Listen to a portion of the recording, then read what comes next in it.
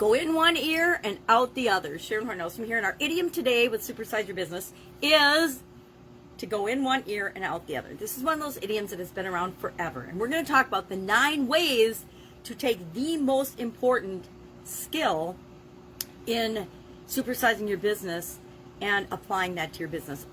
I want to say automatically, but it isn't automatic. Everything we want to create, we usually have to do it intentionally, and we usually have to practice it. We try once and we're not necessarily great at it, but it's something we can always get better at. So we'll talk about 9 ways to improve this skill. Well, it's obviously got something to do with listening, since we're talking about going in one ear and out the other. We have 2 ears and 1 mouth for a reason, so we listen twice as much as we talk. I can't remember who said that. Maybe Jim Rohn, one of the personal development gurus and leadership effectiveness gurus, said that decades ago, because I heard it decades ago. And sometimes I remember it, sometimes I don't. It depends on the situation. So this is an idiom and an expression, go in one ear and out the other, that's been around since the Roman times, 1st century CE, when the Roman Quintilian or something used it, as well as Geoffrey Chaucer's, he used it in his poem in 1385, Troilus and Cresside. I'm not necessarily great at pronouncing certain things, but it's been around for centuries. It became very, very popular. I think almost all of us have heard, hey, that went in one ear and out the other. With our teachers in school, a lot of things they said went in one ear and out the other. Our parents, maybe sometimes what they said went in one ear and out the other. When it comes to growing and supersizing our business, the last thing we want is for the things that we say to go in one ear and out the other of the people that we're interacting with, our customers, our team members, our employees, our vendor partners, etc. We want to make sure that things don't just go in one ear and out the other, and that people retain and understand and agree with and buy into the things that we're trying to do and create as we build and grow and supersize our business.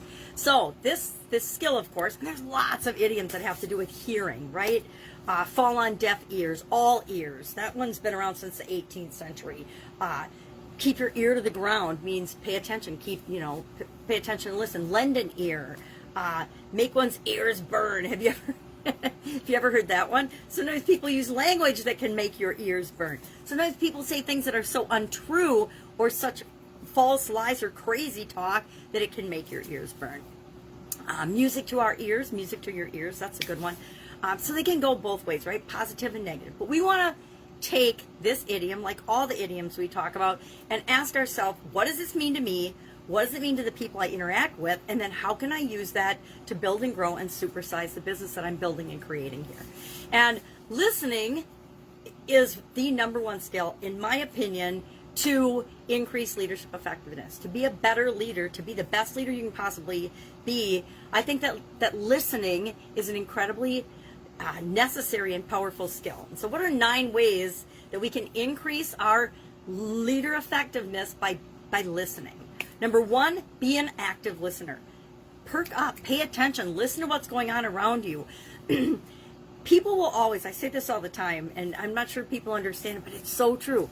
People will tell us everything we need to know if we just listen to them. Number 2, ask effective questions. Number 1, though, we want to be an active listener. We want to make sure that it's a 2-way conversation and that we're actually understanding what people are trying to communicate to us, because every word, everything is impacted slightly differently by each and every one of our individual and unique experiences. That's the cool thing about being a human being, is each and every one of us have a unique set of experiences. Even siblings, like my sisters and I have 3 sisters, and all of us, even though we had the same parents, the same upbringing, a lot of things, we're all very, very different because we each experienced and had different experiences throughout our life, as does everyone you come in contact with. But if we ask our customers questions, if we ask our vendors questions, if we ask our partners questions, if we ask and research and look into different industries and listen to what's going on, we will learn everything we need to know to grow and supersize our business. But we have to seek out and ask those questions. Number 3, understand and know your audience. I know this is a biggie and we go back to it all the time and people forget it. And until you identify and determine who it is you're here to serve, who you really love serving, you're going to be serving everyone yet no one. So understand, ask questions, really engage with, and if you're not doing it, get someone in your organization to be continually engaging with the people that you love serving, your ideal customers, so that you attract more of them into your business. Number 4, listen to nonverbal communication. Now, how do you listen to nonverbal communication? Well, you have to see, how are people behaving? What are they doing with their hands? How are they speaking? What is their tone of voice? What is their mood? What is the feeling? You have to pay attention with all of yourself, not just with your ears. We have to pay attention with our eyes and also with our intuition and our gut instinct to know what's really going on with people. Is what we're saying, are they getting it the way we're intending it, or is it totally missing the mark and we need to find a different approach? We need to find out how to approach them specifically by paying attention to their nonverbal cues in communication. Number 5, commit to over-communicate effectively. Now, what does over-communicate mean? It means make sure that the things that are important, you're saying more than one time. You're saying, you're printing, you're making a video, you're repeating the things that are important.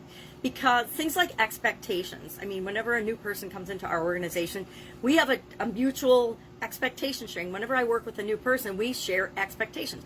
I want to know what they expect of me and my organization right from the get-go, so that I know how to go about serving them the best. We need to over-communicate timelines, expectations. I always say under-promise and over-deliver. And part of over-delivering comes from communicating effectively. Number 6, we want to begin and end powerfully.